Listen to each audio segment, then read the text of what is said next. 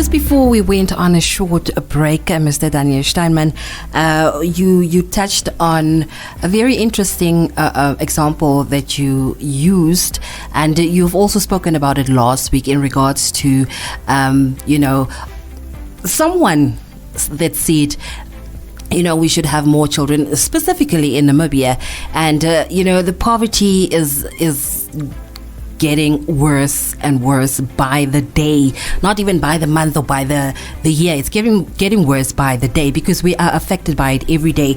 And also how leaders are having all these summits, discussing issues, discussing the way forward, but when it comes to results, we see nothing, and we still live in a world where we suffer.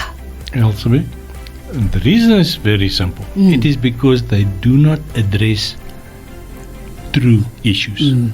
They're not being realistic. Yes, they address those issues that what you would call that are politically expedient.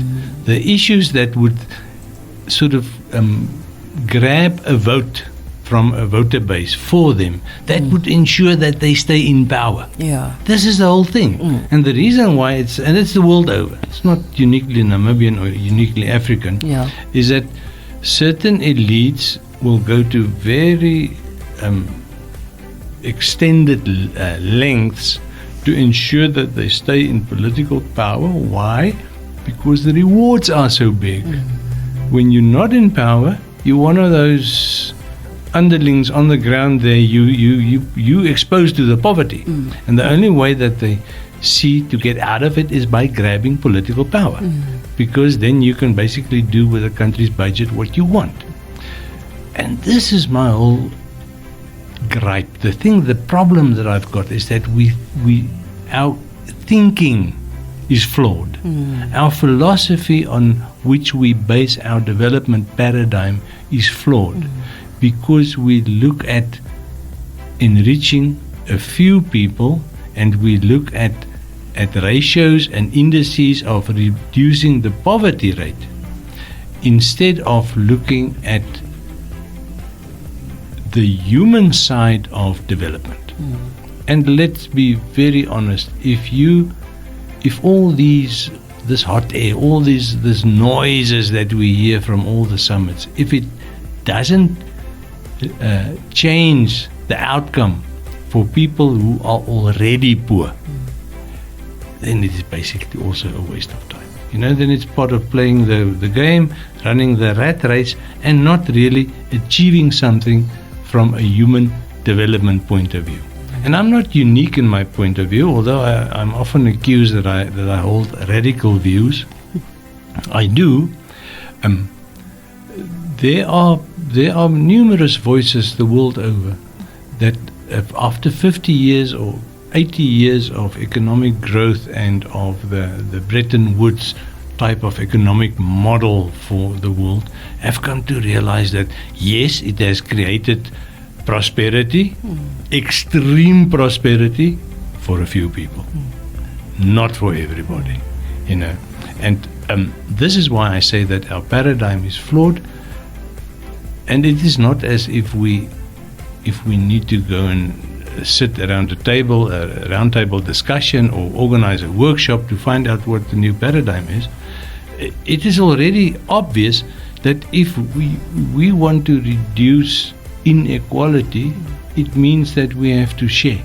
Yeah. But the whole thing about sharing is, no, it's nice to talk about it, but you guys, you go, you carry on, you share your stuff. I don't want to share mine. And again, it's not fanciful thinking. If you look at the Scandinavian countries, where if you are very ambitious and you want to build up a big company, or you are in a profession and you want to accumulate wealth, I say it's fine. You can do so. We're not communist Russia, where you're not allowed to accumulate wealth if you're not one of the insiders.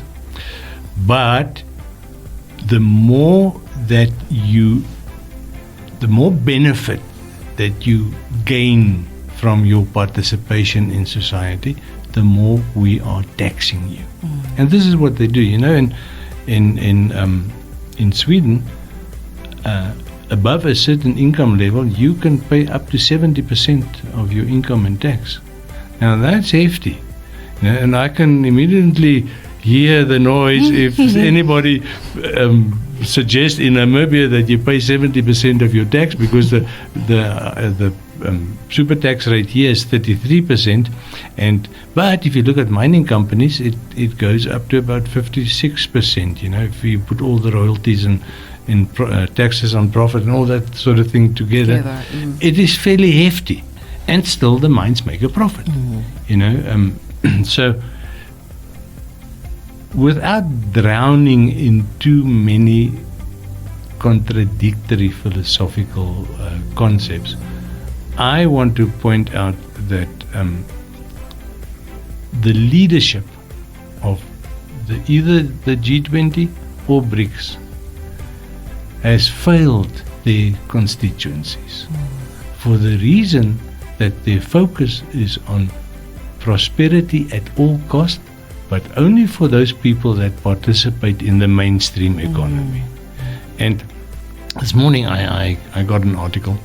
There's a new blueberry project at Divundu. Now, Divundu is as godforsaken as you can get. It's this side of the Kavango River, just before you cross the bridge. But the blueberry projects in a little bit, about 100 kilometers before you get to Divundu, they've proven themselves very successful at community level, where everybody shares.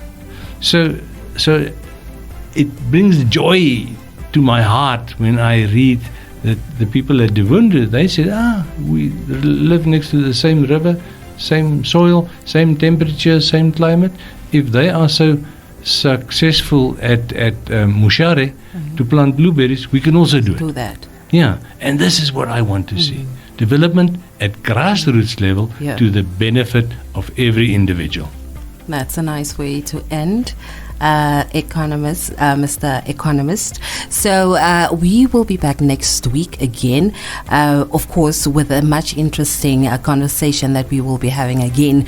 So thank you to the listeners, and I hope that you did listen to what Mr. Daniel Steinman said in regards to this will only happen 50 years from now, or this will only happen 20 years from now. And that says a lot to the youth, that you must start engaging in the development of your country, because our members of parliament, it's not going to be there for a long time. So you need to start engaging in the development of your country. And that's where we end today on Let's Talk Business with Mr. Daniel Steinman. We will be back next week. So Mr. Daniel Steinman, thank you so much. Also to the listeners, thank you so much for keeping it locked to the power station. From me, Elsie Bitumingani. Till we meet again next time.